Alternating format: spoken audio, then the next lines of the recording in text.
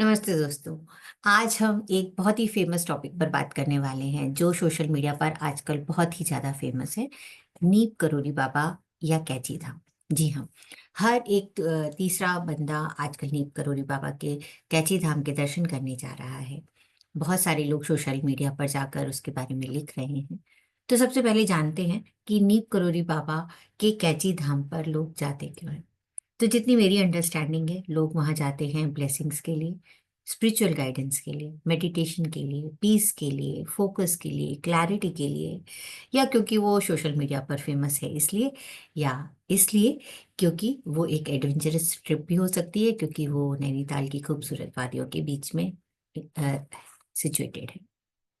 तो या ऐसा भी हो सकता है कि क्योंकि सब लोग जा रहे हैं इसलिए हम भी कैची धाम जा रहे हैं, नैनीताल गए हैं और कैची धाम के दर्शन करने जा रहे हैं।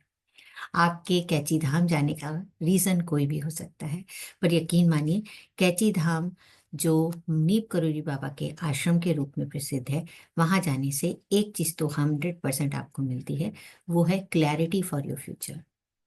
ट्रस्ट में लोग कहते हैं वहाँ जाने पर ब्लेसिंग्स मिलती हैं स्टार्टअप करने के लिए। लोग कहते हैं क्लैरिटी और फोकस मिल जाता है आपको फ्यूचर के लिए।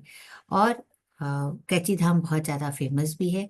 बहुत सारी चीज़ों के लिए कैची धाम फेमस है, पर आजकल इतने बड़े बड़े नाम Steve job, Virat Kohli, mark Zuckerberg, ऐसे लोग जो कि अपने बिजनेसेस में, अपने काम में बहुत ज़्यादा फेमस है, उन लोगों के वहाँ जाने की वजह से और भी ये जगह बहुत ज़्यादा फेमस हो गई है। पर कैची धाम केवल इन फेमस लोगों के जाने की वजह से ही फेमस नहीं है, बल्कि वो फेमस है अपनी मेडिटेशन एंड स्पिरिचुअल एक्सपीरियंसेस के लिए। वो फेमस है वहाँ पर नीम करोली बाबा के ब्लेसिंग्स के लिए। कैची धाम फेमस है अपने चैरिटेबल वर्क के लिए। सो बहुत सारी चीजें हैं जो कैची धाम को फेमस बनाती हैं। हमारा और आपका क्या रीजन है कैची धाम विजिट करने का, ये टोटली डिपेंड करता है कि हम किस इंटेंशन और किस चीज के लिए वहां जाना चाहते हैं। कैची धाम फेमस होने के साथ साथ लोगों के बीच में क्यूरियोसिटी भी है नीम करोली बाबा के बारे में जानने के लिए। तो सबसे पहले अगर हम नीम करोली बाबा के बारे में बात करें तो उनका नाम हमेशा से नीम करोली बाबा नहीं था। इसके पीछे एक भी छोटी स्टोरी है, पर उससे पहले बात करते हैं नीम करोली बाबा का जन्म कहाँ हुआ, कैसे वो पले बढ़े। तो देखा जाए तो नीम करोली बाबा जो है सन 1900 में पैदा हुए थे, अकबरपुर नाम के एक गांव में जो यूपी के फिरोजाबाद डिस्ट्रिक्ट में है।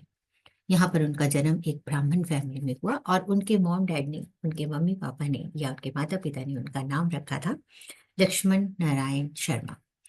और 11 साल की उम्र में ही उनकी शादी करवा दी गई। पहले जमाने में बचपन में शादी हो जाया करती थी, लेकिन शादी के बाद उन्होंने तपस्या करने के लिए, साधना करने के लिए घर छोड़ दिया। फिर थोड़े दिनों बाद उनके पिता के समझाने बुझाने पर वो वापस से अपने गृहस्थ में आ गए और गृहस्थ में एक लंबा समय उन्होंने बिताया। इस गृहस्थ के दौरान उनके दो बेटे और एक बेटी भी हुई। फिर उन्होंने 1958 में फिर से दोबारा से घर छोड़ दिया और साधु बन गए और अपनी साधना में लग गए। अब उनका नाम रा, अ, लक्ष लक्ष्मण नारायण शर्मा होने के साथ साथ, पर हम उन्हें नीप करोरी कैसे जानते हैं।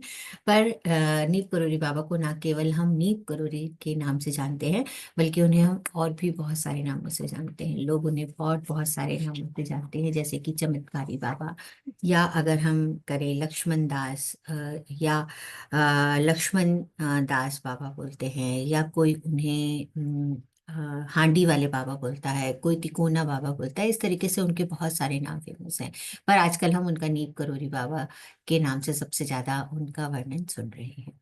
तो उनका ये नाम कैसे बना?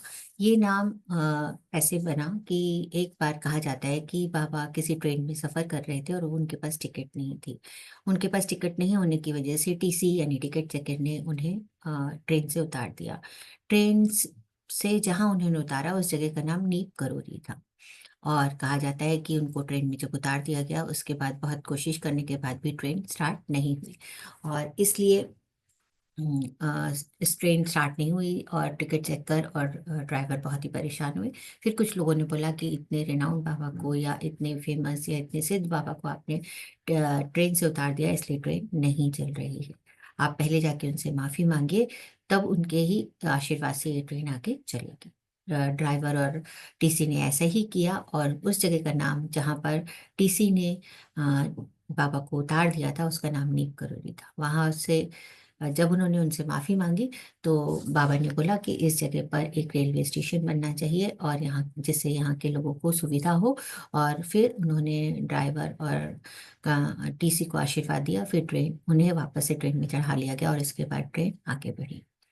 तो वहां से इनका नाम नीम करोली पड़ गया। कहा जाता है कि बाद में रेलवे ने वहां पर एक अच्छा स्टेशन बना दिया है। नीम करोली बाबा के कि जो ये तो जीवन गाथा की बात हुई, उनके बारे में हम जितना भी थोड़ा बहुत जितना भी जानते हैं वो उनके जो शिष्य थे उनके जो उनके एक्सपीरियंसेस हैं उनके बारे में हम जानते हैं। नीम करोली ने बाबा ने अपने आप में कभी भी कोई प्रीचिंग कोई भी सत्संग नहीं किया, कोई किसी को भाषण नहीं दिया, कोई बातें नहीं करी। लोग कहते हैं कि डेली लाइफ में जो उनके आसपास रहते थे उन्हीं को वो जैसे छोटी छोटी बातों से सीख दिया करते थे, वही उनकी टीचिंग है। नीप करोली बाबा की अगर टीचिंग्स के बारे में बात करें तो उनका ये कहना था अटैचमेंट और ईगो ही लाइफ में सबसे बड़ी हिंड्रेंस है, और अगर आप लाइफ में आगे बढ़ना चाहते हैं, मोक्ष प्राप्त करना चाहते हैं, तो complete surrender to the god होना चाहिए। लोग उन्हें चमत्कारी बाबा भी इसलिए कहते हैं क्योंकि उन्होंने अपने जीवन में बहुत सारे चमत्कार किए, और ये सारे चमत्कार उनके शिष्यों ने, उनके डिसाइपल्स ने एक्सपीरियंस किए, जो बहुत सारी तरह तरह की नंबर ऑफ बुक्स में उनका मेंशन किया गया। एक उनके बारे में एक बहुत ही मेन किताब जो उनके एक शिष्य रामदास ने लिखी थी, जिसका नाम है मिरेकल ऑफ गॉड, उसमें उनके बहुत सारे संस्मरण लिखे हुए हैं। और हम लोग ज्यादातर जो भी बातें बाबा के बारे में जानते हैं वो हम उन्हीं उन्हीं लिखे हुए संस्मरणों के थ्रू जानते हैं। तो complete surrender to the god कहने वाले नीव करोली बाबा को लोग हनुमान जी के भक्त के साथ साथ हनुमान जी का अवतार भी कहा करते थे। और कमाल की बात तो ये है कि नीव करोली बाबा को ये अपना फिजिकल बॉडी को छोड़े हुए भी कई साल हो गए हैं। 11 सितंबर सन 1973 में वृंदावन में उन्होंने अपनी फिजिकल बॉडी छोड़ दी थी, या इस शरीर का त्याग कर दिया था, या वो पंच तत्व में विलीन हो गए थे, आप इसे जैसा भी समझना चाहें।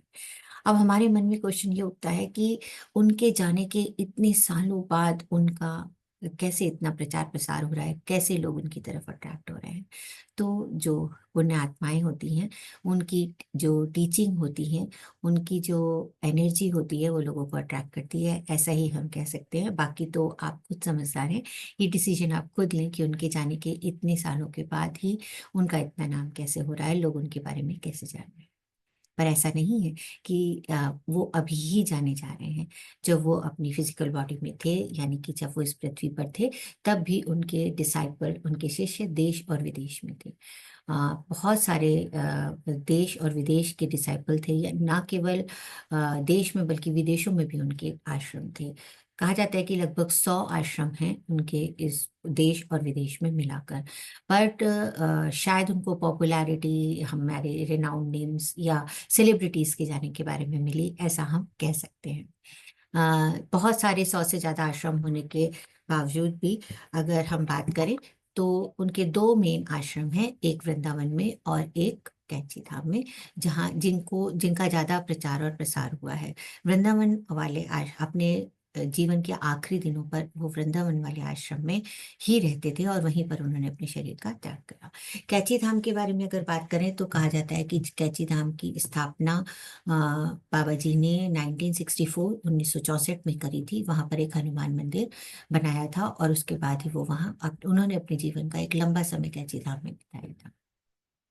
कैची धाम में अगर देखा जाए तो बाबा जी के एक मंदिर के साथ साथ वहाँ मेन मंदिर हनुमान जी का है, और इसके अलावा और भी बहुत सारे देवी देवताओं के मंदिर हैं। ना तो वहाँ कोई प्रसाद चढ़ता है और ना ही कोई चढ़ावा चढ़ता है। पर आजकल देखा, जब हम गए तो हमने देखा कि हमारी ह्यूमन टेंडेंसी या हम लोगों को जो जनरली आदत है कि हम किसी भी मंदिर में जाते हैं तो प्रसाद लेके जाते हैं, तो वहाँ बाहर बहुत सारी प्रसाद की दुकानें बन गई हैं, लोग लड्डू लेके जाते हैं।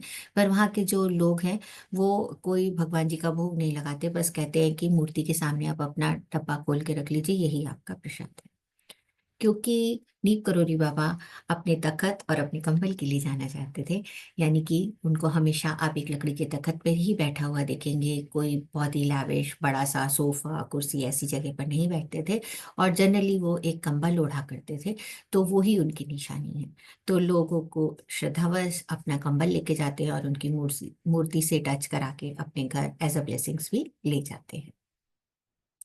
सो इसके अलावा अगर हम बात करें कि जो मिरेकल ऑफ लव जो बुक है, उसमें रामदास जी ऐसे ही नीप करोली बाबा से जुड़े बहुत सारे संस्मरण, बहुत सारे मिरेकल्स के बारे में बात करते हैं। और हम सब लोग भी शायद इसी उद्देश्य से, इसी आशा से नीप करोली बाबा के दर्शन करने जाते हैं, उनके कैची धाम में जाते हैं कि जिससे कि हमारा हमें भी कोई ना कोई मिरेकल हमारी लाइफ में भी हो जाए, हमें भी कोई उद्देश्य मिल जाए, हमें भी क्लैरिटी मिल जाए, हमें भी फोकस मिल जाए, या हमें भी ब्लेसिंग मिल जाए। चलते चलते हमें इस बारे में भी जरूर बात करनी चाहिए कि कैची धाम का नाम कैची धाम क्यों पड़ा। ऐसा कहा जाता है कि दो पहाड़ियों, टू शार्प माउंटेन्स के बीच में ये धाम स्थित है, इसलिए जो देखने में कैची की तरह लगता है, इसलिए इसका नाम कैची धाम बन गया है। जब हम नीप करोली बाबा के बारे में बात करते हैं तो श्री सिद्धि माँ के बारे में भी बात करना हमें ज़रूरी है, क्योंकि जब हम कैची धाम जाते हैं तो वहाँ पर हम श्री सिद्धि माँ की भी एक समाधि देखते हैं। कहा जाता है कि जो हमारा कैची धाम है, कैची धाम आश्रम है, उस माँ बाबा जी के शरीर त्याग करने के बाद उन्होंने ही उनकी लेगेसी को आगे बढ़ाया। और ये भी कहा जाता है कि सिद्धि माँ के बारे में ये कहा जाता है कि नीप करोली बाबा कहते थे कि वो माँ कात्यायनी का अवतार है। और उनका ऐसा भी कहना है कि वो माँ कात्यायनी का क्योंकि अवतार थे, इसलिए हनुमान जी को उनकी सेवा करने के लिए आना ही पड़ा। माँ सिद्धि माँ ने अपने शरीर का त्याग 2017 में किया। अब वहाँ उनकी समाधि है।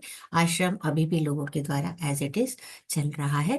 और लोग डेली टू डेली वहाँ पर लोगों की तादाद बढ़ती जा रही है, लंबी लंबी लाइनें लगती चली जा रही हैं। लोग अपनी श्रद्धा और विश्वास के साथ नीम करोली बाबा के पास ब्लेसिंग्स और अपनी फोकस, कंसंट्रेशन या क्लैरिटी, आप जो भी कहना चाहे उसके लिए वहाँ उनके साथ जुड़ते ही चले जा रहे हैं। मुझे नहीं पता हम मेडिटेशन या स्पिरिचुअल ग्रोथ के लिए इस आश्रम के साथ कैसे जुड़ सकते हैं, क्योंकि बड़ा छोटे ही समय के लिए मेरा वहाँ जाना हुआ।